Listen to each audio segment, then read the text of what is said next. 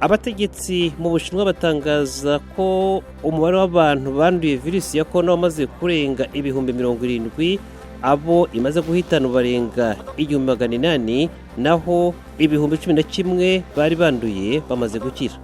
Abanyamerika 300 bakuye mu bwato Diamond Princess mu Buyapani mu gitondo cy'uyu wa mbere, barimo 14 banduye virusi ya korona ariko bataragaragaza ibimenyetso.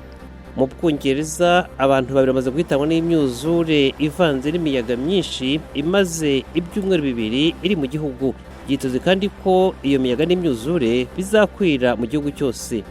Igisirikare cya Syria cyatangaje ko kigenzura imijyi ibarirwa muri 10 mu karere ka Aleppo, kandi abasirikare bakomeje kuhirukana imitwe y'abarwanyi. Naho muri Irani byitezwe ko abanyepolitiki b'abahezanguni bazatsinda amatora y'abadepite muri iki cyumweru, byaba kandi bibahaye amahirwe mu itora rya perezida riteganijwe kuba umwaka utaha.